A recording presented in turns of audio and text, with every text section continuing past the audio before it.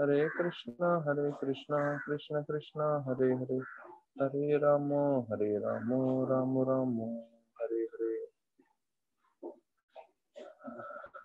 संयुक्तों का स्वागत है आज के भागवत कथा में।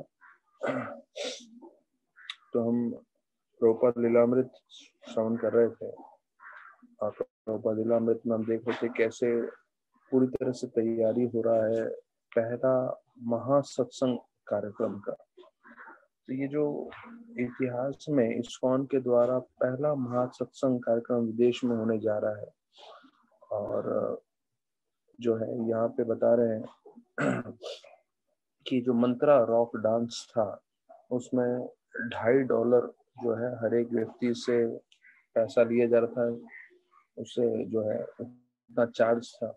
और मुकुंद खास दरवाजे पे खड़े थे, जो है सबसे टिकट जिनके पास था सिर्फ उन्हीं को अंदर छोड़ रहे थे। और वहाँ पे साउंड सिस्टम सब उन्होंने टेस्ट करके तैयार थे, अभी जो है कार्यक्रम होने वाला था। तो उधर जो है उन्होंने कई विशेष अलग अलग अतिथियों को भी बुलाया था। एक क्रियानंद स्वामी करके थे, तो उनको भी बुलाया था कार्यक्रम के लिए। और हाँ, बोलते हैं सब लोग जितने भी उधर कार्यक्रम में आए थे, लड़के लड़कियां, उन्होंने सब लोग ने सबसे विशेष वस्त्र पहने हुए थे, क्योंकि अमेरिका में ऐसे रॉक कॉन्सर्ट में जाना मतलब सबसे एक बड़ा उनके लिए फेस्टिवल जैसा है, क्योंकि उनके पास आध्यात्म का ज्ञान नहीं है और ना ही वो लोग इतना उत्सव और वो सब मनाते हैं। तो उनके लिए ये सब रॉक कॉन्सर्ट ही सबसे बड़ा उत्सव है, सबसे बड़ा त्योहार है। तो बोलते हैं कोई मैक्सिकन तरीके का कपड़ा पहना था, तो किसी ने भारतीय तरीके का इंडियन कुर्ता पहना था, किसी ने जो है ट्राइबल रोब्स पहने थे, और जो है अलग अलग तरीके से लोग अब अच्छे से तैयार होकर आए थे इस कार्यक्रम में। तो बोलते हैं कई संगीतकार जो है वो अपने बांसुरी, ढोल, फिर गिटार ये सब लेकर आ गए थे। और अलग अलग जो अमेरिका के पंथ के लड़के लड़कियां थे जिनका अलग अलग नाम दिया गया है, तो वो लोग सब भी अपने अपने ग्रुप के साथ आ गए थे। तो उसमें से एक लोग होते हैं जो सिर्फ जो है बाइक चलाते रहते हैं, उनका वो ग्रुप को बाइक के नाम से जाना जाता है, वैसे लोग भी थे। तो वो लोग सब पहुंच गए थे। फिर बताते हैं कि शुरुआत में तो कीर्तन प्रारंभ हुआ और सब लोग जो है जितने भी भक्तगण थे, तो प्रभुपाद ने जैसे उनको कीर्तन सिखाया था वैसे वो लोग नाचने लगे स्टेज पे। और उसी वक्त बताया जाता है भारी मात्रा में जो है अगरबत्तियां जो है जलाई गई थी, जो है चारों तरफ वो जो हॉल था उसमें, जिससे एक खुशबूदार महक फैले। तो अभी मतलब ये सब चीजों से हमें, जैसे मैंने बताया है, हमें सीखना चाहिए कि कैसे प्रभुपाद के शिष्यों ने, विदेशी लोगों ने जो है विदेश में ये कार्यक्रम किया।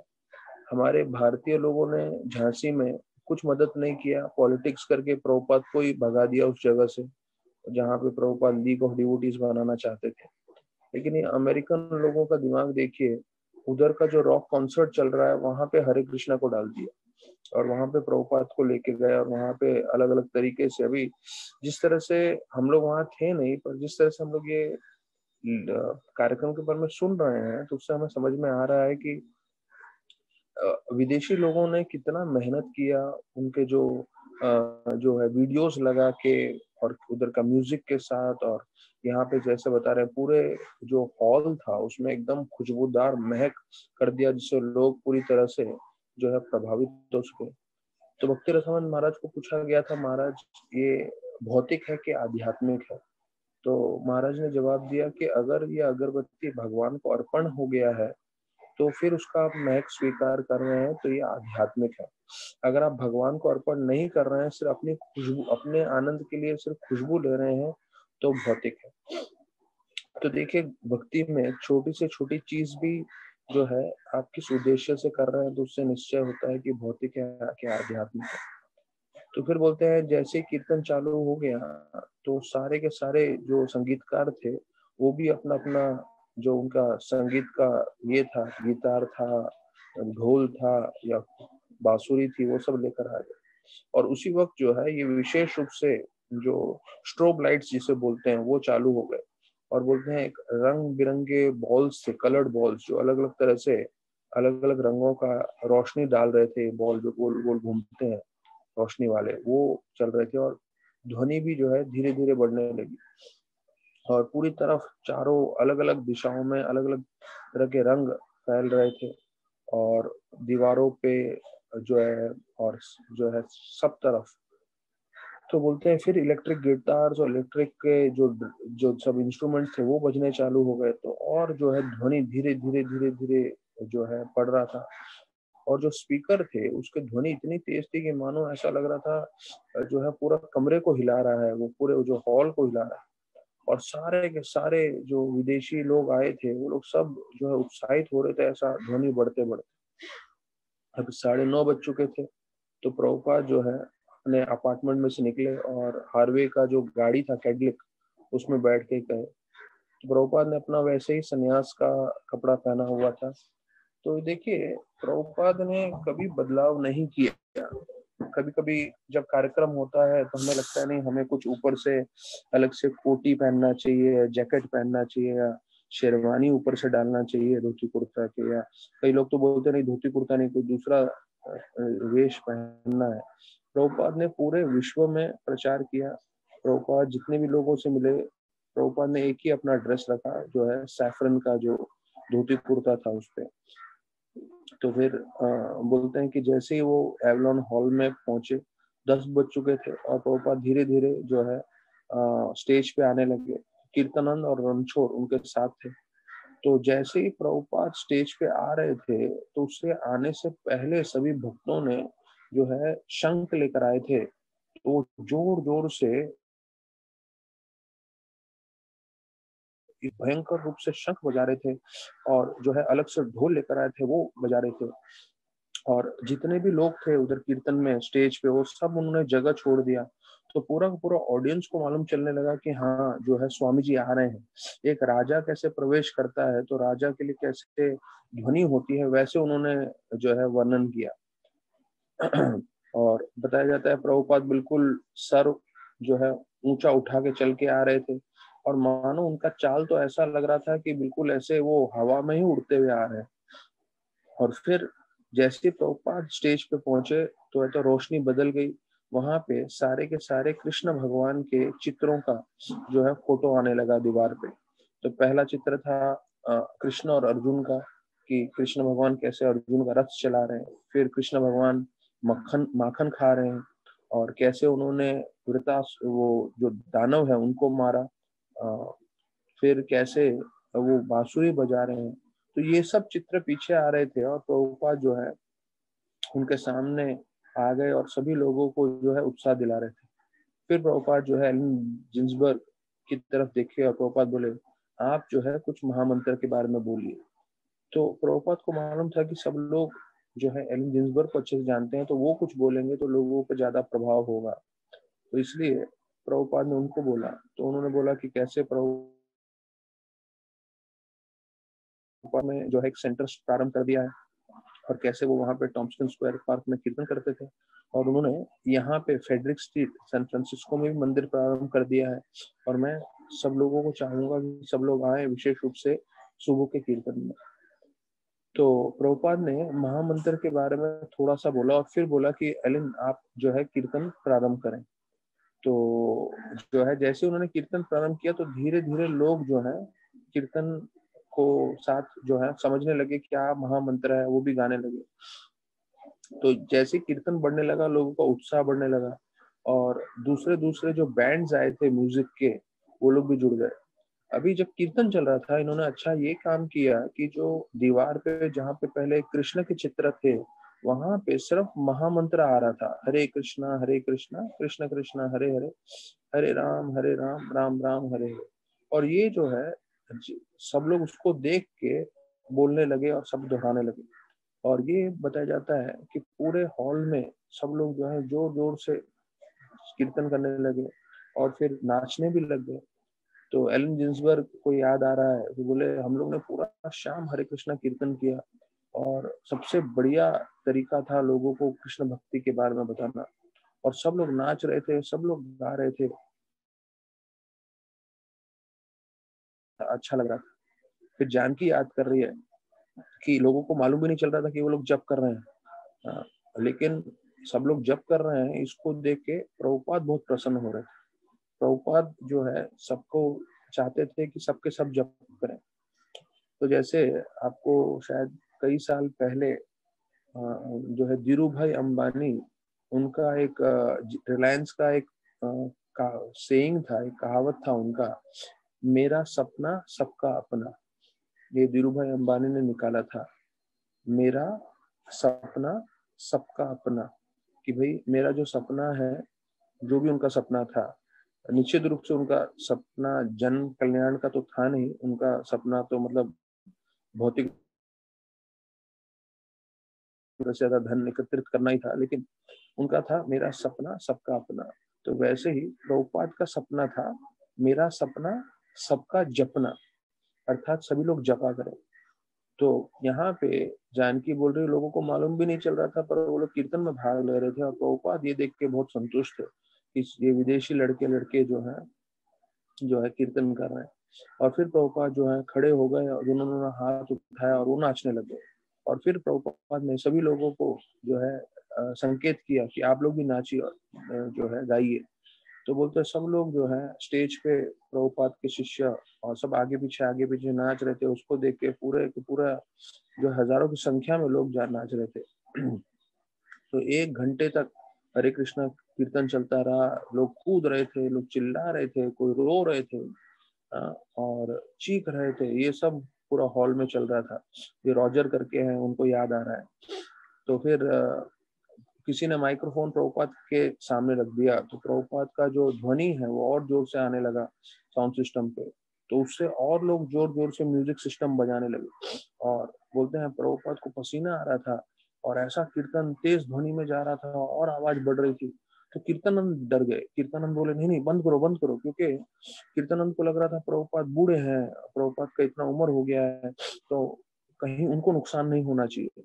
तो कीर्तनंद आप देखिए शुरुआत से प्रभुपाद के ऊपर ज्यादा ही ध्यान रखते थे। उनको हमेशा डर लगा रहता था कि कहीं प्रभुपाद का तबियत खराब ना हो जाए। तो वो एक अकेले थे जो हर कार्यक्रम में उनका ध्यान से प्रभुपाद की तबियत पे रहता था। लेकिन उस समय जो है कीर्तन चलता रहा और उल्टा और तेज हो गया और तेज हो गया, और तब तक इतना ऊंचे स्तर तक गया, बताया जाता है कि फिर बाद में हरे कृष्ण महामंत्र सुनाई भी नहीं दे रहा था। बोलते हैं सब ज्यादा से ज्यादा जो है ये सब गिटार और उस सब का जो है ध्वनि आने लगा। और दूसरे लोगों का जितने भी हजारों की संख्या में थे, वो लोग सब साथ में कीर्तन कर रहे थे, तो वो ध्वनि आ रहा था। और ऐसे करके जो है प्रभुपाद ने फिर अंत में 1 घंटा उनका कीर्तन होने के बाद जो है माइक पे जब सब एकदम म्यूजिक बंद हो गया, तो प्रभुपाद बोले, ओम विष्णुपाद प्रणोत्साचार्य स्तो श्री श्रीमद भक्ति सिद्धांत गोस्वामी महाराज की जय, ऑल लूरिस्ट असेंबल डिवोटीज। अर्थात देखिए पहला इतना बड़ा कार्यक्रम कर रहे हैं, लेकिन प्रभुपाद के मन में उनके हमेशा गुरु थे, हमेशा उनके गुरु थे। तो जो है ये महत्वपूर्ण चीज है कि कैसे प्रभुपाद कभी भी अपने गुरु को नहीं भूले। जैसे मैंने कई दिन पहले आप लोगों को एक कहानी सुनाई थी। एक औरत ने देखा कि ये लोग सब जितने भी प्रभुपाद के शिष्य हैं वो प्रभुपाद को भगवान की तरह पूज रहे हैं। तो वो औरत बोली, अरे इस आदमी को भगवान के जैसे क्यों पूज रहे हैं, पूरा फूल दे रहे हैं, अर्पण कर रहे हैं और उनके चरणों में डाल रहे हैं। तो उनको थोड़ा अलग लगा। लेकिन प्रभुपाद ने खुद फूल लेके जो है अपने गुरु महाराज के तस्वीर के ऊपर पूजा करते हुए उनके चरणों में रख दिया। तो बोले ये क्या कर रहा है? तो बोले ये अपने गुरु महाराज को पूज रहे हैं। तो औरत को समझ में आया कि भाई ये लोग भले इसको भगवान के जैसे पूज रहे हैं, पर ये भी अपने गुरु को भगवान के जैसे पूज रहे हैं। तो बोले हाँ ये सबसे प्रामाणिक है। और औरत को लगा कि हाँ ये भक्ति का मार्ग सही है, कि ये जो है स्वीकार नहीं कर रहे हैं, ये भी अपने गुरु को उतना ही जो है तरीके से भक्ति करते हैं, पूछते हैं। प्रभुपाद जब निकले वहां से, तो प्रभुपाद ने एक स्टेटमेंट बोला जो हम सबको जानना चाहिए। प्रभुपाद बोले ये कोई ब्रह्मचारी के लिए जगह नहीं है। मतलब वहां पे इतने लड़का लड़कियां थे और ऐसा जगह था गाने बजाने के साथ। तो प्रभुपाद बोले यहाँ कोई ब्रह्मचारी, मतलब जिसको अखंड ब्रह्मचारी रहना है, उसको ये सब जगह पे नहीं जाना चाहिए। ये प्रभुपाद का स्टेटमेंट था। तो प्रामाणिक रूप से जो ब्रह्मचारी रहना चाहते हैं, जो प्रचार करना चाहते हैं शुद्धता से, उनको ऐसे माहौल में नहीं जाना चाहिए। उनको जो है सत्वगुणी जगह ही जाके प्रचार करना चाहिए, जहाँ पे वो ज्यादा प्रभावित ना हो। फिर बोलते हैं अगले दिन सुबह को जो है काफी लोग जो है इस्कॉन के सेंटर में आ गए थे, और उन्होंने सब लोग उन्होंने एवलॉन हॉल में प्रभुपाद को देखा था। तो वो लोग सब जो है प्रभुपाद से मिलना चाहते थे। तो प्रभुपाद 7 बजे के समय नीचे आए और उन्हें कीर्तन किया और लेक्चर भी दिया। फिर प्रभुपाद जो है सुबह को कीर्तनानंद और हयग्रीव के साथ जो है आगे उधर वॉक के लिए निकल गए। तो देखिए प्रभुपाद का हमने देखा वॉक न्यूयॉर्क में भी ले रहे थे, अभी ये यहाँ पे भी ले रहे हैं। हमें ध्यान रखना है प्रभुपाद को उम्र 70 हो चुका है। 70 साल की उम्र के बाद प्रभुपाद जो है इतना सब कार्यक्रम कर रहे थे, इतना सब कर रहे थे, तो अपना स्वास्थ्य सही रखने के लिए वो रोज वॉक लेते थे। और भविष्य में देखेंगे प्रभुपाद मसाज लेना भी प्रारंभ करते हैं। तो प्रभुपाद से पूछने लगे कि तो कितने लोगों ने जो है कीर्तन कल भाग लिया। तो वो बोले, और फिर प्रभुपाद ये भी पूछे कि कितना पैसा तकरीबन हम लोग ने कमाया। तो बोले $15,000। तो बोले ठीक है करके। और फिर प्रभुपाद जो है गाड़ी में बैठे थे और वो बिल्कुल जब गाड़ी में बैठ के जा रहे थे तो एकदम एक मासूम बच्चे के समान थे। और सतस्वरूप महाराज लिख रहे हैं कि उनके चेहरे से या उनके कार्य से ऐसा लग ही नहीं रहा था कि कल रात को हजारों की संख्या में उन्होंने लोगों को प्रेरणा दिया है, इतना बड़ा कार्यक्रम किया है। एकदम आम थे वो, बिल्कुल जो है उनके मन में कोई भी ऐसा भाव नहीं था कि वो इतना बड़ा बड़ा कार्यक्रम कर कर आए। तो एक अलग चीज हमें सीखना है कि भले ही हम बड़े बड़े कार्य कर भी लें इस्कॉन में, तो हमें अपना मन, हमारा सोच जो है वो हमेशा जमीन पर रखना है। जैसे बोलते हैं भले ही आपका मन आसमान में हो या सर आसमान में हो, पैर जमीन पे होने चाहिए हमेशा। तो ये प्रभुपाद के जीवन पे भी हम देख रहे हैं कि वो बड़े बड़े कार्यक्रम करके आते थे, हजारों की संख्या में लोगों को भक्ति में प्रेरणा दिलाते थे। उसके बाद जरा भी उसका प्रभाव उन पे नहीं होता था, वो बिल्कुल नम्र एकदम आम व्यक्ति के जैसे ही व्यवहार करते थे। लेकिन कीर्तनानंद, हयग्रीव, उन सबको मालूम था कि प्रभुपाद इस दुनिया से नहीं है। वो जो है खास आध्यात्मिक जगत से आए हैं हम सबका उद्धार के लिए, और वो हमारे जैसे नहीं है। वो हमेशा कृष्ण का चिंतन करते रहते हैं। हमें कृष्ण का चिंतन करने के लिए बहुत परिश्रम करना पड़ता है। और गोपियों के बारे में बताया जाता है, उनको वो ध्यान कर रही थी, और ध्यान करने का उनका उद्देश्य ये था कि वो कृष्ण के बारे में स्मरण नहीं करें। देखिए हम लोग जप लेके बैठते हैं, माला लेके बैठते हैं, और हमारा उद्देश्य रहता है कि हम कृष्ण का स्मरण कर सकें बार बार। लेकिन वो बोलते हैं गोपियों का उद्देश्य ये था कि कृष्ण का स्मरण न करें, क्योंकि कृष्ण उनको छोड़ के गए थे। और जो है कृष्ण जो है प्रवचन कृष्ण जो उनको छोड़ के गए थे, तो छोड़ के जाने के कारण उनके मन में हमेशा कृष्ण ही रहते थे। तो गोपियां मेहनत कर रही थी, ध्यान कर रही थी कैसे कृष्ण भगवान का जो है विचार उनके दिमाग से निकले। देखिए ये हमें और शुद्ध भक्तों में ये फर्क होता है। शुद्ध भक्त जो गोपियां हैं वो कोशिश करती हैं कैसे भगवान का ध्यान उनके दिमाग से निकले, जो निकल नहीं सकता। और हम लोग मेहनत करते हैं, संघर्ष करते हैं, लेकिन फिर भी हम लोग भगवान पे ध्यान नहीं कर पाते। जपा करते समय कृष्ण को छोड़ के बाकी सब जगह हमारा मन जाता है। तो यहाँ पे वर्णन आ रहा है कि प्रभुपाद ने पहली बार जो है बीच की ओर चलते हुए एक भजन गा रहे थे। वो था गोविंद जय जय गोपाल जय जय, राधा रमन हरि गोविंद जय जय। तो बोलते हैं कि ये एकदम धीरे ध्वनि में वो गा रहे थे चलते चलते। और जो है ये पहली बार भक्तों ने सुना था।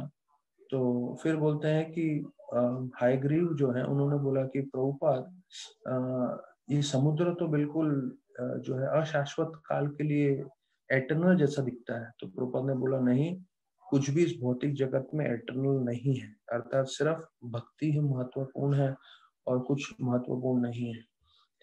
तो फिर अब यहाँ पे प्रभुपाद का एक दूसरा दृष्टिकोण आ रहा है। प्रभुपाद बता रहे हैं, न्यूयॉर्क में प्रभुपाद ने कहा था स्त्रियों को अलग रहने के लिए, और किसी भी स्त्री को वहां रहने का प्रभुपाद ने आज्ञा नहीं दिया था। लेकिन कृष्ण भावनामृत में सैन फ्रांसिस्को में यहाँ पे परिस्थिति अलग ही थी। यहाँ पे जो भी आ रहे थे सब लड़के लड़की जो है एक तरह से मिल के आ रहे थे। तो प्रभुपाद चाहते थे कि सब लोग जो है भक्ति करें, और भक्ति करके जो है वो स्थिर हो जाए। तो वो लड़कों और लड़कियों को यहाँ पे सैन फ्रांसिस्को में अलग रहने के लिए नहीं बोल रहे थे। लेकिन फिर भी प्रभुपाद ने जो उनका नियम है, नो इलिसिट सेक्स, मतलब जो बिना विवाह के जो संभोग करना है और विवाह के बाहर जो संभोग करना है, उसको बिल्कुल भी आगे नहीं बढ़ाया, उसके लिए वो पूरे नियम बनाए रखे। तो बोले उसका सिर्फ एक समाधान था, क्या, कि वो लोग सब विवाह करें। अभी भारत में अगर आप देखेंगे कि सन्यासी हैं, सन्यासी कभी विवाह नहीं करवाते, क्योंकि सन्यासी मतलब ये सब विवाह और इन यज्ञों से दूर रहते हैं। तो कई लोग जो है प्रभुपाद की निंदा करते हैं, ये बतलाते हुए कि प्रभुपाद कैसे विवाह करवा रहे थे, या कैसे प्रभुपाद लड़कियों के साथ बात कर रहे थे। लेकिन प्रभुपाद का उद्देश्य क्या था? कृष्ण भक्ति बढ़ाना। तो प्रभुपाद कृष्ण भक्ति बढ़ाने के लिए सब कुछ कर रहे थे, और जो है उनका एक शुद्धता थी जो वो कर सकते थे, बाकी कोई नहीं कर सकते। तो फिर प्रभुपाद बोलते हैं यहाँ पे कि यहाँ का सामाजिक स्थिति ऐसी है कि पुरुष और स्त्री अलग अलग नहीं रह सकते। तो इसलिए यहाँ पे इतना दोनों का मिलन हो रहा है। लेकिन इसके लिए गृहस्थ आश्रम शास्त्र में बताया गया है, और जो भी उनके शिष्य बनना चाहते थे वो पति पत्नी बन के रह सकते हैं और आध्यात्मिक जीवन में उन्नति कर सकते हैं, प्रगति कर सकते हैं। तो प्रभुपाद बता रहे थे, तो प्रभुपाद उसके लिए विवाह करने के लिए भी तैयार थे, और उनका उद्देश्य ये था कि विवाह करके ये लोग जो है अच्छे से कृष्ण भक्ति करके प्रगति कर सके। तो देखिए ये हमारे लिए एक महत्वपूर्ण वापस से विषय आ रहा है जानने के लिए कि कैसे प्रभुपाद जो है उस समय की परिस्थिति के हिसाब से उन्होंने एडजस्टमेंट किया। सन्यासी होते हुए भी स्त्रियों के साथ उनका आदान प्रदान रहा, स्त्रियों को कुकिंग सिखा रहे थे, और प्रभुपाद सन्यासी होते हुए वो विवाह करवा रहे थे। लेकिन उस समय भक्ति के प्रचार के लिए ये आवश्यक था। तो हमें समझना है भक्ति के लिए अकॉर्डिंग टू, इंग्लिश में बोलते हैं टाइम प्लेस सर्कमस्टांसेस, हिंदी में देश काल और पात्र, उसके हिसाब से जो है हमें एडजस्टमेंट करना चाहिए। तो ये जो है अभी हम इसके साथ अभी हम भागवतम पे आ जाते हैं। श्रीमद् भागवतम में जो हमने 13वें अध्याय तक 13वें श्लोक तक कल चर्चा किया था, 21वें अध्याय के। तो अभी यहाँ बता रहे हैं कि पृथु महाराज शिक्षण दे रहे हैं सारे के सारे उनके प्रजा के सदस्यों को, कि इसमें बोल रहे हैं कि ब्राह्मण उस जो जो यज्ञ करते थे, तो उस यज्ञ में 13वें श्लोक में आ रहा है कि साधु ब्राह्मण देवतागण वो सब आते थे उस सभा, उस यज्ञ में भाग लेने के लिए। तो प्रभुपाद बता रहे हैं तात्पर्य में कि पृथु महाराज कहाँ रह रहे थे? भारत में। क्योंकि हमने पिछले श्लोकों में देखा है, उनका वर्णन आ रहा है, उनका निवास स्थान कहाँ था? गंगा और यमुना के बीच में। तो गंगा और यमुना जो है भारत में है, तो इसलिए ये स्पष्ट किए हो रहा है यहाँ पे कि पृथु महाराज भारत में निवास करते थे। फिर बोलते हैं कि उस समय जो है देवतागण भी आते थे और यज्ञों में भाग लेते थे।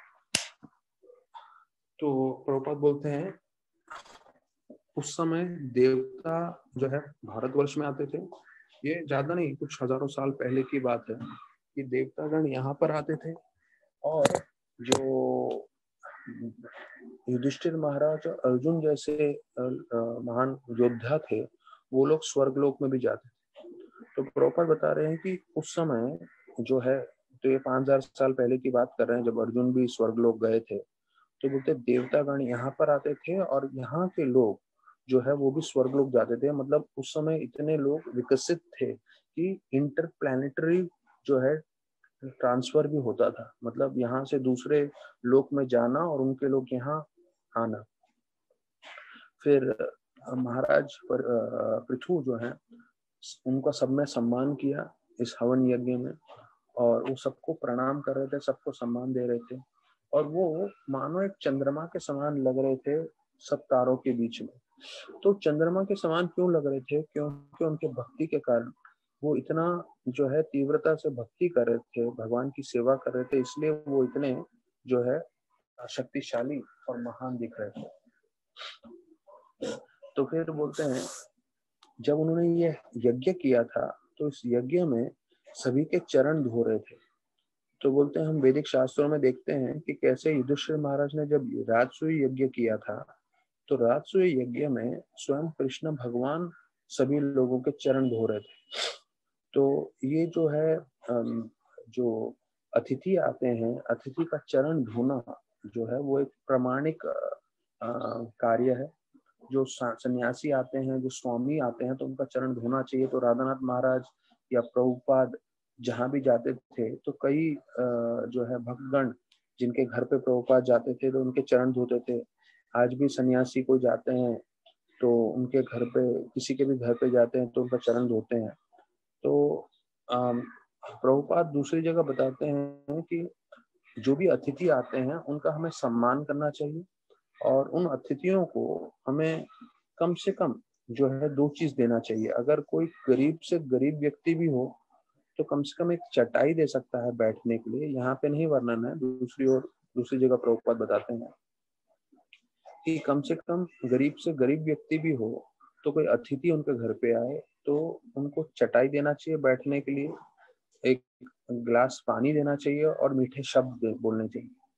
तो ये कोई भी व्यक्ति बोल नहीं सकता कि मैं इतना नहीं कर सकता, मैं चटाई नहीं दे सकता, मैं पानी नहीं दे सकता और मीठे शब्द नहीं बोल सकता। पर कलयुग के प्रभाव से लोग इतना भी नहीं करते हैं, और जो है कई लोगों को लगता है कि नहीं, इनको जो है प्रवेश भी नहीं देना चाहिए, क्योंकि जिनके जो धनी लोग होते हैं वो लोग ऐसा सिक्योरिटी सिस्टम बनाते हैं, आपको दरवाजे से ही भगा देते हैं। उनको लगता है अरे ये कहीं मेरे से मिलने आएगा तो कहीं मुझसे कुछ मांग नहीं ले।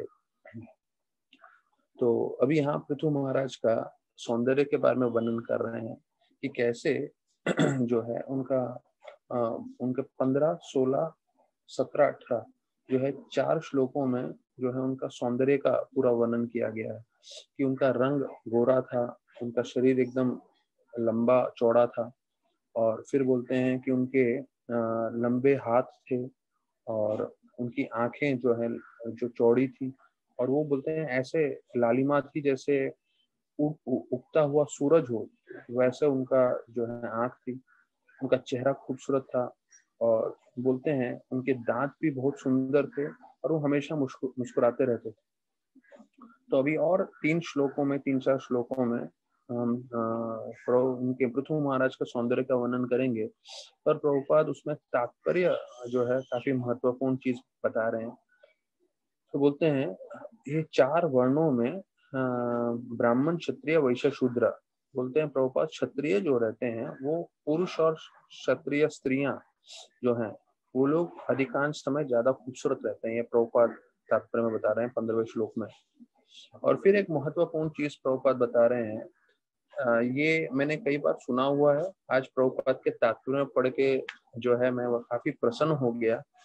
प्रभुपाद बोलते हैं the face is the index of mind, मतलब हमारा मन में क्या चल रहा है वो हमारे चेहरे पे दिखता है। तो शायद आप लोगों को भी इसका अनुभव होगा, आप किसी का चेहरा देख के समझ सकते हैं कि ये व्यक्ति कैसा है। उसको फिजियोनॉमी भी करके बताते हैं। फिजियोनॉमी में बोलते हैं कि आप शरीर देख के लोगों को समझ सकते हैं या चेहरा देख के आप लोगों को समझ सकते हैं। तो देखिए यहाँ पे स्पष्ट प्रभुपाद बता रहे हैं कि आपके मन में क्या चल रहा है वो चेहरा देख के समझ में। तो कई कई बार बहुत लोग चिंतित रहते हैं तो उनकी चिंता चेहरे पे दिखती है, या कई लोग जो हैं बिल्कुल जिम्मेदारी नहीं लेते हैं, एकदम बेखबर रहते हैं, तो वो ऐसा जो है बिना जिम्मेदारी का उनका जीवन है वो भी उनके चेहरे पे दिखता है। तो बोलते हैं जैसा भी हमारी मनोकल्पना होती है वो चेहरे पे दिखती है। प्रभुपाद लिखते हैं once mental constitution is exhibited by his facial features, उसके मन में क्या चल रहा है वो चेहरे से उनका समझ में आता है।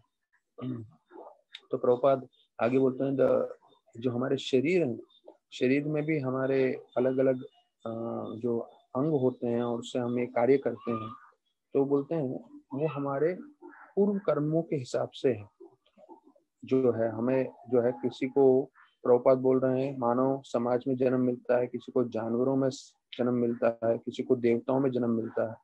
तो ये सब चीजें कैसे निर्धारित होती है? हमारे कार्यों से।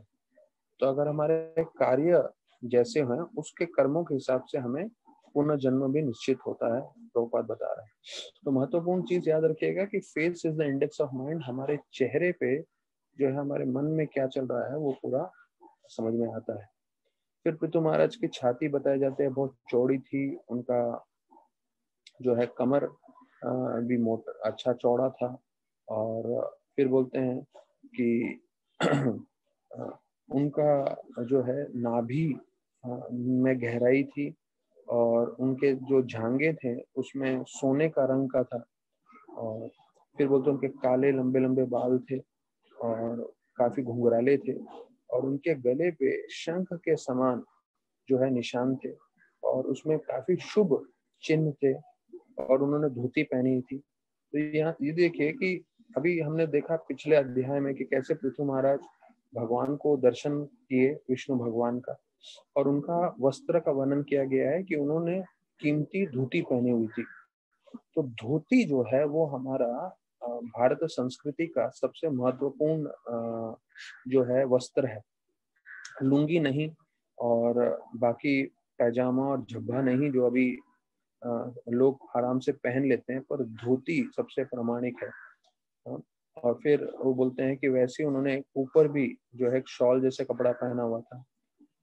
तो वो यज्ञ करने के लिए तैयार थे और उन्होंने उस समय जो है अपना कीमती वस्त्र जो है छोड़ के जो है वो यज्ञ के लिए आगे अग्रसर हुए। तो बोलते हैं कि उनका सौंदर्य और दिख रहा था।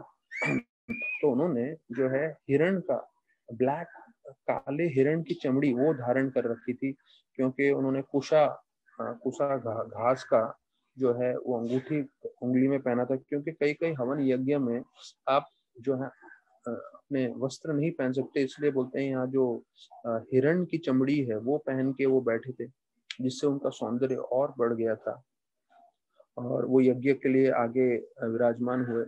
तो फिर उसी वक्त सबको वो उत्साह देने के लिए जो है वो सबकी ओर देख रहे थे और मुस्कुरा रहे थे।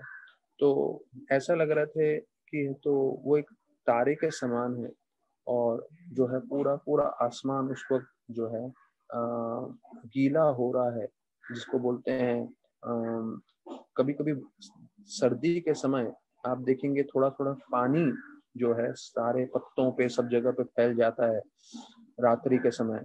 तो बोलते हैं उसी प्रकार से उनकी दृष्टि जिस तरह से पड़ रही थी, सारे के सारे लोग प्रसन्न हो रहे थे, सबको अच्छा लग रहा था। और अभी वो जो है 20वें श्लोक से बोलना प्रारंभ किए। तो यहाँ पे वो हवन यज्ञ के लिए आए हैं और पूरे प्रजा के सामने वो बोल रहे थे। तो 20वें श्लोक में 7 गुणों के बारे में वर्णन किया गया है। तो बोलते हैं ये श्लोक आ रहा है, चारु चित्र पदम लक्षणम मृत्सम गोदम अविक्लवयम सर्वेषाम उपकार अर्थम तदा अनुवदन इव। चारु मतलब खूबसूरत, चित्रपदम तो चित्रपदम मतलब जो है कि ये फूल समान जो है फूल समान उनको बताया गया, फ्लावरी उनके जो है शब्द थे। श्लक्षणम तो बोलते हैं बहुत ही सुंदर थे। अमृतसम उनके शब्द जो है सुनने में बहुत प्रिय थे। और गूढ़म, गूढ़म मतलब उनके शब्दों में बहुत भारी मतलब था। और फिर सब लोगों के जो शंका थे वो हट रहे थे। अविक्लवम और सर्वेशाम तो इसका मतलब है सबके फायदे के लिए जो है वो प्रवचन दे रहे थे। तो अभी देखिए एक श्लोक में जो है 7 गुणों का वर्णन आ रहा है पृथु महाराज का। तो बोलते हैं यहाँ पे प्रभुपाद बोल रहे हैं कि उनके शब्दों में अच्छे अलंकार थे, सुनने में बहुत वो प्रिय थे। और बहुत अच्छे ध्वनि में बोल रहे थे, सब लोग समझ पा रहे थे और किसी को भी जो है उनकी भाषा या उनका वाक्य समझते हुए जो है मुश्किल नहीं हो रहा था। It was very clearly understandable and without doubt and और एम्बिग्विटी, मतलब किसी को शंका नहीं आ रहा था, स्पष्ट रूप में वो बता रहे थे। तो ये एक महत्वपूर्ण है, जब भी हम किसी को कुछ बता रहे हैं कुछ चीजें, तो उनको स्पष्ट रूप में समझ में आना चाहिए, उनको डाउट नहीं आना चाहिए, शंका नहीं होनी चाहिए। तो वो बताया अभी 21 से 36 श्लोक जो हैं, तो वो पृथु महाराज जो है अपनी प्रजा को शिक्षण दे रहे हैं। वो 36 श्लोकों तक ये वर्णन आने वाला है। अभी पूरे तकरीबन तकरीबन 16 श्लोकों में जो है ये वर्णन आने वाला है कि वो क्या शिक्षण दे रहे हैं। तो वो शिक्षण दे उससे पहले मैं आपको मैनेजमेंट में मैंने एक चीज सुना था, वो एक महत्वपूर्ण है, आप लोग के साथ में शेयर करना। 4 तरह के लोग होते हैं इस दुनिया में। पहला होता है एक्टिव फूल, मतलब बहुत ही वो उत्साहित रहता है लेकिन वो मूर्ख व्यक्ति है। तो ये सबसे हानिकारक व्यक्ति है, जो बहुत उत्साहित है और मूर्ख है। तो उत्साहित और मूर्ख होने के कारण क्या करता है, वो कहीं एक जगह शांति से बैठता नहीं है। वो उत्साहित है तो हर जगह कुछ ना कुछ काम करने की कोशिश करता है, लेकिन क्योंकि वो मूर्ख है वो सब काम बिगाड़ देता है। तो ये होता है चौथे स्तर का व्यक्ति, जिसे बोलते हैं उत्साह है, आलसी मूर्ख व्यक्ति। तो ये जो है तीसरे स्तर पे आता है, क्योंकि ये आलसी है और मूर्ख है, तो ये कम से कम नुकसान नहीं करता। जो पहला वाला था, जो उत्साहित मूर्ख था, वो हर जगह कुछ ना कुछ काम करेगा और काम करके सब जगह हानि पहुंचाएगा।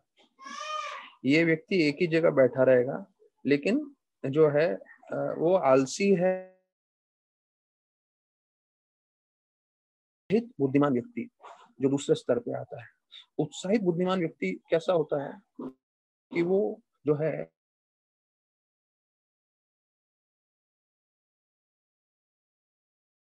करता रहे और वो जीवन में जो है प्राप्त कर लेता है। अच्छा, इसके ऊपर सबसे उत्तम मैनेजमेंट बताता है कि आलसी बुद्धिमान व्यक्ति, वो आलसी है लेकिन बुद्धिमान है, तो एक ही जगह बैठ के वो सब काम दूसरों से करवा लेगा, या बुद्धि लगा के एक ही जगह बैठ के वो सब काम करवा, उससे उत्तम श्रेणी का माना जाता है। तो इसका मतलब ये नहीं है कि वो सोता रहता है या आलसी रहता है। कहने का मतलब है वो एक ही जगह बैठ के वो भी मेहनत कर रहा है, वो भी पूरी तरह से दिमाग लगा रहा है, लेकिन उसका सबसे कुशलता क्या है कि वो बिना हिले, बिना कहीं जाए, वो सब जगह कार्य करा सकता है। तो हम प्रभुपाद को देखते हैं, प्रभुपाद ने 108 वर्ल्ड में सेंटर्स, मंदिर प्रारंभ कर दिए थे। और हमें मालूम है, अगर हम कोई भी एक प्रोजेक्ट भी चला रहे होते हैं या किसी भी प्रोजेक्ट पे कार्य कर रहे होते हैं, तो हमारे जो है उसके फाइल्स लगते हैं, पेपर्स लगते हैं, उसका रिकॉर्ड लगता है, उसके फाइनेंसेस हमें देखना होता है, या तो फिर आजकल लैपटॉप में सब सॉफ्ट कॉपी में सब हम लोग रख के रखते हैं। प्रभुपाद बड़े आराम से पूरे विश्व में घूमते रहते थे, सब जगह सेंटर चालू करते थे, सब सेंटर भी अच्छे से चल रहे थे, आगे बढ़ रहे थे। और प्रभुपाद के पास एक पेपर और पेन भी नहीं रखते थे। पेपर पेन रहता था प्रभुपाद के सिर्फ भागवतम ट्रांसलेट करने के लिए, वो भी डिक्टाफोन में ट्रांसलेट करते थे या चिट्ठी लिखते थे तब। लेकिन प्रभुपाद के जो बड़े बड़े जो है बिजनेस के लीडर्स थे, वो बोलते थे प्रभुपाद जैसे कुशल जो है मैनेजर और बिजनेसमैन हमने देखा नहीं। पूरे वर्ल्ड में इतने सारे सेंटर्स चलाए और उसके बारे में प्रभुपाद आराम से बिना कोई कागजों के और बिना किसी चीज के प्रभुपाद संभालते थे। तो हमें भी समझना चाहिए कि हमें अपनी बुद्धि लगानी चाहिए, और बुद्धि लगा के जितना तीव्रता से हम कार्य कर सकें तो वो हमें करना चाहिए। तो अभी हम पृथु महाराज के शिक्षण पे आ रहे हैं, पर उससे पहले मैं आप लोगों को भक्ति विनोद ठाकुर ने एक भजन लिखा है। वो भजन है हरिनाम के ऊपर, तो वो आप लोगों को मैं बताना चाहूंगा। क्योंकि जैसे मैंने बताया, हम अपने रोज के श्रृंखला में भागवत पढ़ रहे हैं और लीलामृत पढ़ रहे हैं, लेकिन अगर जब तक हम ये सुनेंगे नहीं तो शायद हो सकता है अपने जीवन में हम कभी कभी भी सुन नहीं पाए एक एक भजन और उसके बोल।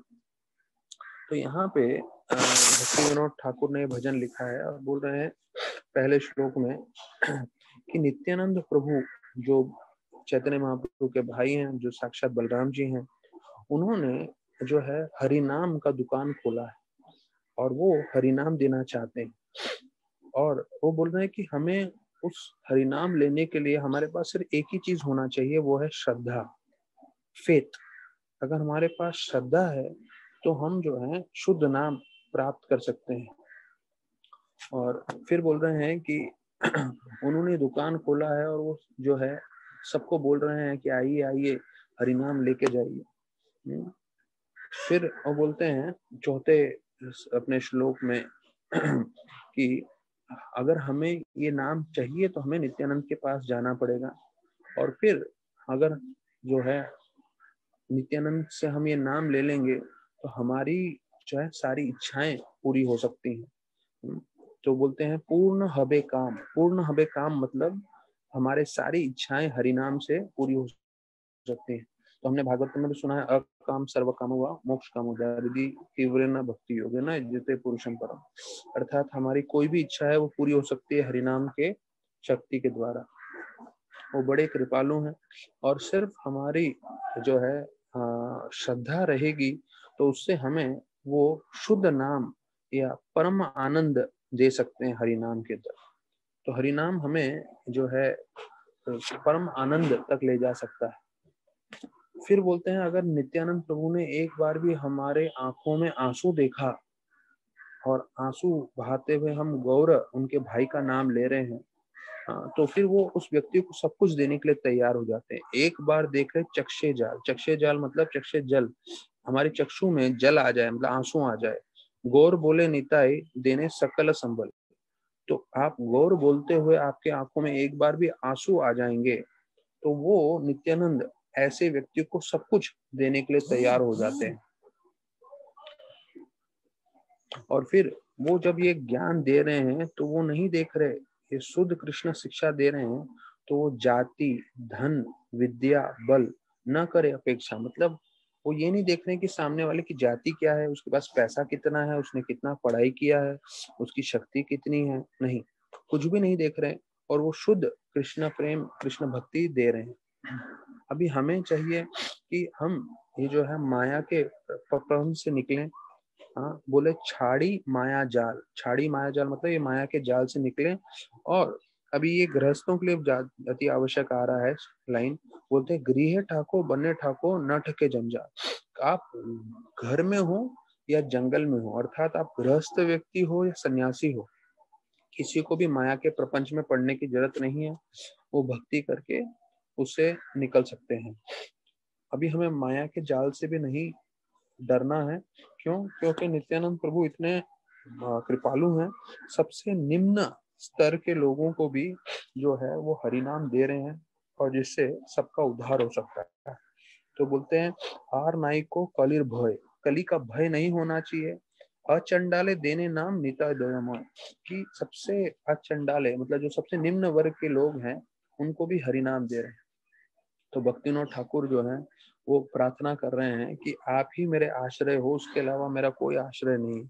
भक्ति विनोद दाकी खोए नित्या चरण बिनार आर नाही आश्रय, मतलब नित्यानंद के बिना हमारा कोई आश्रय नहीं है। तो आने वाले महीने में जो है, इसी महीने में नित्यानंद त्रयोदशी है, जो है फरवरी में।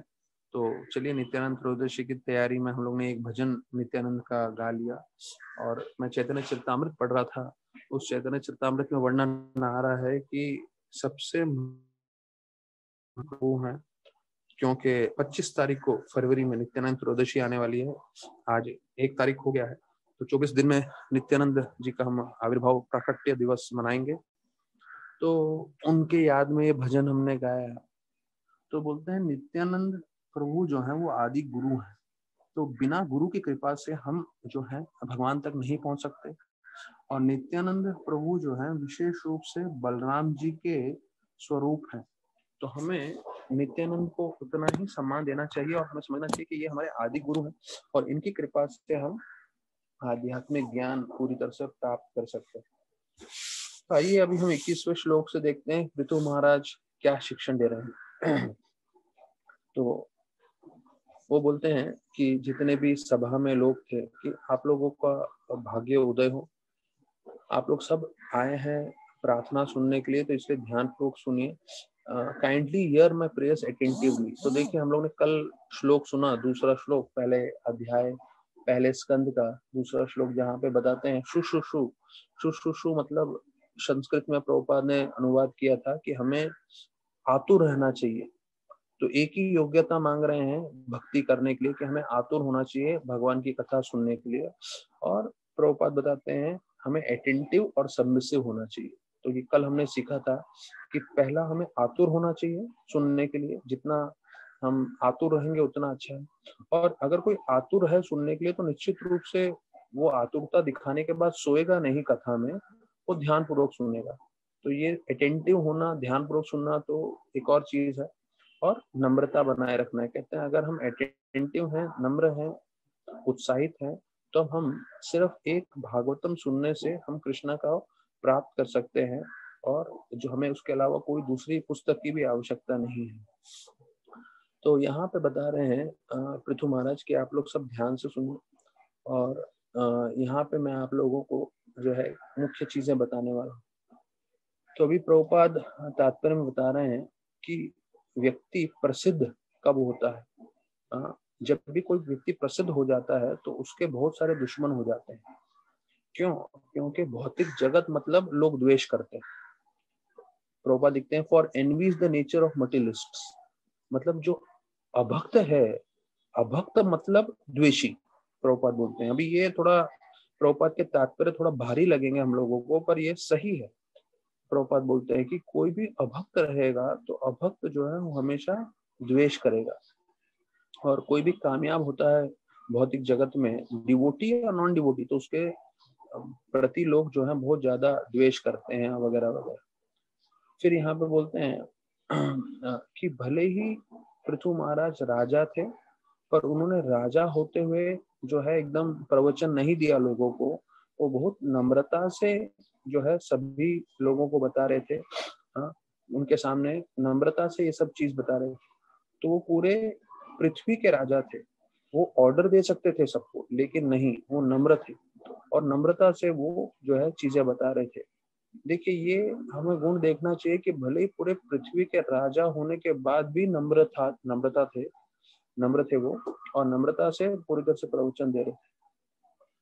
तो बोलते हैं कि वो एक आम जीव के समान, हमें मालूम है शक्तावेश अवतार थे, लेकिन वो आम जीव के समान जो है सभी साधुओं के बीच में, सभी लोगों के बीच में वो जो है प्रवचन दे रहे थे। तो ये एक महान भक्त के जो है गुण हमें सीखने चाहिए कि कैसे हमें नम्रता जीवन भर जो है मनाए रखनी है। देखिए शास्त्रों में जो है बताया जाता है कि अगर हम इन सब चीजों पे ध्यान नहीं देंगे तो भौतिकवादी लोगों का विचारधारा हमारे मन में आ सकता है। और भौतिकवादी लोगों के बारे में मैंने एक श्लोक सुना था, उसमें बोलते हैं कि वो लोगों का, उनको भगवान पे पूरी श्रद्धा नहीं रहती, भगवान है वो भी नहीं स्वीकार करते। और उसके ऊपर बोलते हैं कि जैसे कोई उल्लू होता है। अब आपको मालूम है जो उल्लू होता है वो रात को जो है जागता रहता है और पूरा दिन सोता रहता है।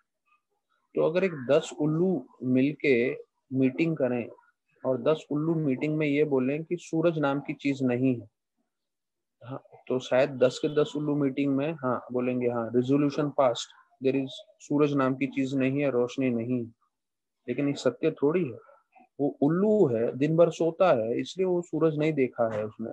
और 10 लोग मिलके उल्लू, सारे के सारे 10 उल्लू मिलके ये मीटिंग में फाइनल करें सूरज नहीं है, तो उससे क्या सूरज की रोशनी कम होने वाली है क्या? नहीं, वो लोग सोते रहेंगे पर सूरज तो है। तो वैसे ही बोलते हैं देखिया न देखिया यारा अभक्तेर गण, देखिया न देखिया यारा अभक्तेर गण, सूर्य न देखी उल्ल, सूर्य न देखी यारा सूर्य किरण, उल्लू के न देखिया यारा सूर्य किरण। जैसे कोई उल्लू सूरज की किरण नहीं देखता है, वैसे अभक्त भगवान को नहीं देख पाता है। तो लेकिन भगवान जो है सर्वव्यापी है, और भगवान गीता में बता रहे हैं जो हम हवा श्वास ले रहे हैं, तो अभी श्वास ले पा रहे हैं इसलिए मैं प्रवचन दे पा रहा हूँ, आप प्रवचन सुन पा रहे हैं। और पूरी पृथ्वी पे जितने भी लोग हैं सब जीवित हैं हवा के कारण। और किसी को मालूम नहीं हवा का स्तोत्र क्या है, किसने बनाया है हवा।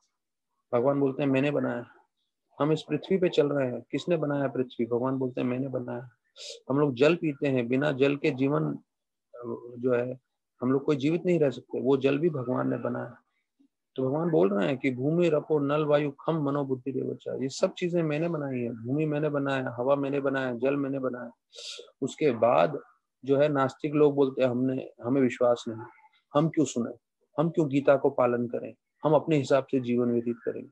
आप अपने हिसाब से जीवन व्यतीत करोगे जब तक आपके कर्म आपको करने देंगे, और जैसे आपके कर्म खत्म हो जाएंगे आपका अंत आ जाएगा और आपको अपने जो भी कार्य किए उसके लिए आपको भरपाई करना पड़ेगा।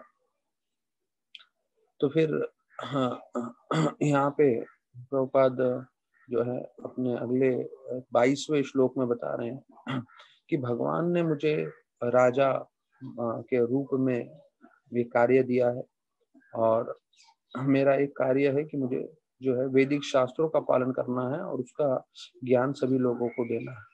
अभी प्रभुपाद जो है इसके तात्पर्य में विस्तार पूर्वक बताते हैं कि कैसे राजा का क्या कर्तव्य है। पहला प्रभुपाद बताते हैं कि राजा जो है भगवान का प्रतिनिधि है, और उनका उद्देश्य होना चाहिए जो भगवान का ही उद्देश्य है वही उनका उद्देश्य होना चाहिए। और जैसे हम लोग आज के तारीख में देखते हैं, प्रभुपाद बोल रहे हैं कि हर देश में प्रेसिडेंट प्राइम मिनिस्टर होते हैं। तो ये प्रेसिडेंट प्राइम मिनिस्टर जो है वो राजा के प्रतिनिधि।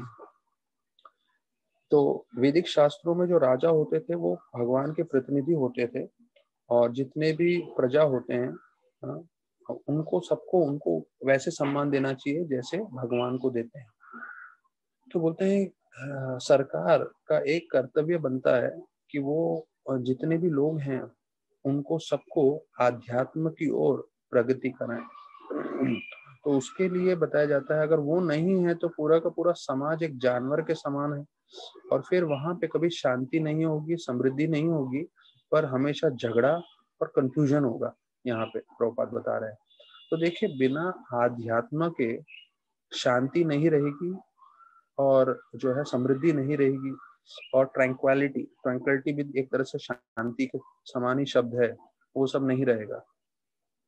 तो ये हमें ध्यान रखना है कि ये प्रभुपाद पूरी प्रजा के लिए बोल रहे हैं, पूरे देश के लिए बोल रहे हैं, पर हमें अपने जीवन में अगर शांति चाहिए, समृद्धि चाहिए, झगड़ा नहीं चाहिए, कंफ्यूजन नहीं चाहिए, तो प्रभुपाद यूज करना है तो वो जानवरों के जैसा समाज हो जाता है, और उस समाज में there is never tranquillity, peace and prosperity, but only chaos and confusion. 22वें श्लोक में प्रभुपाद बता रहे हैं कि लोग ऐसे भ्रमित रहते हैं, झगड़ा करते हैं। तो अगर हमें चाहिए ये सब नहीं हो, हमारे करने की कोशिश करना है।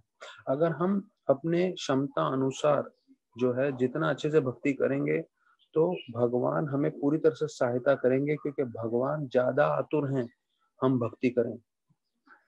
भगवान ज्यादा आतुर हैं कि हम भगवत धाम जाएं। हम जितने आतुर नहीं, उससे ज्यादा भगवान आतुर हैं। जैसे कोई पिता ज्यादा आतुर होता है अपने बेटे को अपने घर में ले जाने के लिए, भले ही बेटा आतुर ना हो।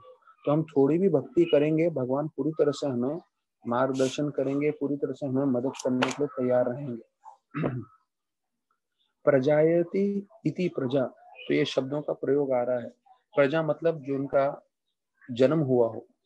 तो therefore Prithu Maharaj guaranteed protection of प्रजानाम or living birth entities who took birth in his kingdom. प्रजा refers not only to the human beings but also to animals. तो अभी प्रभुपाद एक बोल रहे हैं कि जब हम प्रजा की बात करते हैं तो प्रजा सिर्फ मनुष्य के लिए नहीं है, प्रजा जानवरों के लिए भी होता है, और सभी दूसरे योनियों के लिए भी प्रजा बोलते हैं। तो बोलते हैं एक राजा का कर्तव्य है कि वो सभी जीवों को मदद करें, सिर्फ मनुष्य का नहीं, मनुष्य के साथ जानवरों का भी। हाँ, तो उनकी रक्षा करें और सबको भोजन दें। तो बोलते जानवर भी प्रजा है, तो वो भी यहाँ पे जन्म लिए हैं, तो उनका भी कर्तव्य है कि वो अपना जीवन व्यतीत करें जो है अपना भगवान के कार्य में। लेकिन अभी हम देख रहे हैं कि पूरे देश में और पूरे विश्व में जो है बड़े बड़े कत्ल खाने बन रहे हैं, और कत्ल खाना बन के जो है वहाँ पे गवर्नमेंट जो है परमिशन दे रही है उन सबको मारने के लिए, जानवरों को, भले ही जो भी छोटे मोटे जानवर हैं उनको। तो बोलते हैं ये करने से जो है आप प्रजा का ध्यान नहीं रख रहे हो। प्रजा मतलब जानवर भी प्रजा आते हैं, उनकी भी सुरक्षा, उनको भी भोजन देना, ये एक राजा का कर्तव्य। तो देखिए ये कितना महत्वपूर्ण चीज बताया गया है। इसके बिना जो है कितना जो है प्रभुपाद बताते हैं कि अभी पूरे देश भर में, विदेश भर में जितना भी तकलीफ हो रहा है और जो लड़ाई झगड़े हो रहे हैं, वॉर हो रहा है, या एक एक धर्म वाले दूसरे धर्म वालों के साथ लड़ाई कर रहे हैं, वो सब का कारण है ये कि भाई हम हिंसा करेंगे जानवरों का, हम जानवरों की हत्या करेंगे, तो आप कैसे उम्मीद कर सकते हो कि मानव समाज में शांति रहे। तो प्रभुपाद जब भी कोई क्रिश्चियन को मिलते थे तो प्रभुपाद का सबसे पहला शब्द ये रहता था कि जीसस क्राइस्ट ने बोला है दऊ शल नॉट किल, कि भाई आप नहीं, हमें नहीं मारना चाहिए जानवरों को। तो आप फिर क्यों मारते हैं, क्यों मारते हैं करके हर बार प्रभुपाद जो है सब क्रिश्चियन लोगों को एक ही चीज बोलते थे। तो जो है उसके जवाब में क्रिश्चियंस लोग जो है कुछ ना कुछ गोल गोल घुमाने की कोशिश करते रहते थे, पर वास्तविक सत्य ये था कि हर धर्म में जो है जानवरों को मारने की अनुमति नहीं दी गई है। भले वो क्रिश्चियन है, भले वो हिंदू धर्म है या दूसरे धर्म है। तो अभी यहाँ पे हम 22वें श्लोक पे इसको विराम देंगे। और हम राधानाथ महाराज जो है वृंदावन में थे, और जो है कल हमने सुना कि कैसे वो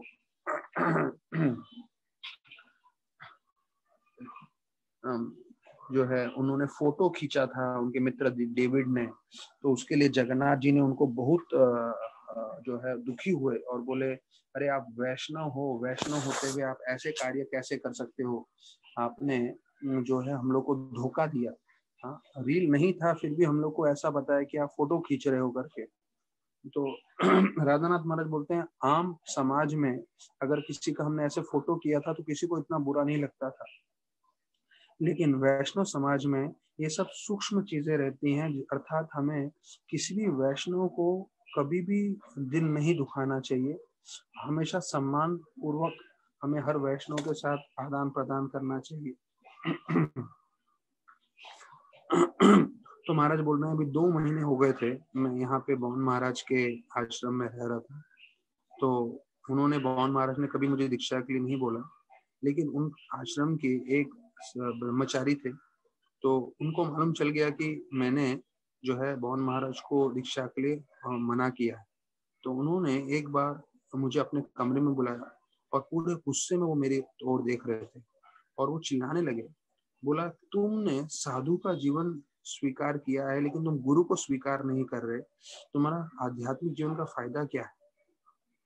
और फिर वो बोलने लगे, तुम्हें मालूम है कि अगर आपने जो है शरीर त्याग दिया अर्थात आप मर गए तो आपका जीवन का क्या होगा, क्योंकि आपने भौतिक जीवन तो तिरस्कार कर दिया है पर आध्यात्मिक जीवन भी स्वीकार नहीं किया है, आपने दीक्षा नहीं लिया है।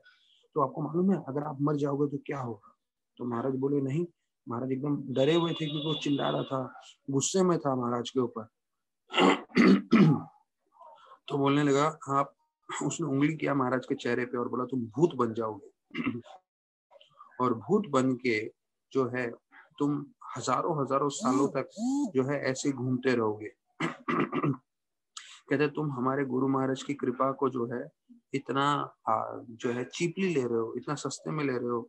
या तो तुम शरणागत हो जाओ मेरे गुरु महाराज को, बौन महाराज को, या तो यहाँ से छोड़ के निकल जाओ।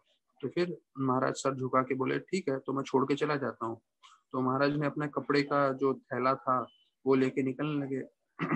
तो महाराज, बौन महाराज उधर ही बगीचे में बैठे थे, तो दंडवत किए राधानाथ महाराज उनको, और वो देखने लगे कि बैग वैग लेके क्यों निकल रहे हो, क्यों छोड़ के जा रहे हो। तो ये बोलने लगे बौन महाराज को कि क्षमा करें, मैंने अगर आपका अपराध किया है और मैंने आपको स्वीकार नहीं किया गुरु के रूप में। तो जब ये सब सुना तो वो एकदम नाराज हो गए, बोले किसने ये सब बेतुकी बातें कही हैं करके। समझता हूँ और मैंने हमेशा तुम्हें पिता के जैसे प्यार दिया है और तुम एक जो है अच्छे भक्त हो और मैं तुम्हें चाहता हूँ कि हमेशा यहाँ रहो। मुझे नहीं मालूम तुमने किसने तुम्हें ऐसा बोला है और बोला कि आप यहाँ रहिए, आपको कभी हम जाने के लिए नहीं बोलेंगे और आपको दीक्षा के लिए भी कुछ नहीं प्रेशर करेंगे। तो अभी देखिए राधानाथ महाराज कैसे वो जो है बॉन्ड महाराज को भी प्रसन्न करना चाहते थे। तो कुछ दिन रुक गए क्योंकि बॉन्ड महाराज ने ऐसे कहा, लेकिन उनको मालूम था कि ये जगह उनके लिए नहीं है क्योंकि उन्होंने उनसे दीक्षा नहीं लिया है, ना वो उनको गुरु के रूप में स्वीकार कर रहे थे। तो वहां से भी निकल गए कुछ दिनों के बाद बॉन्ड महाराज को बोल के।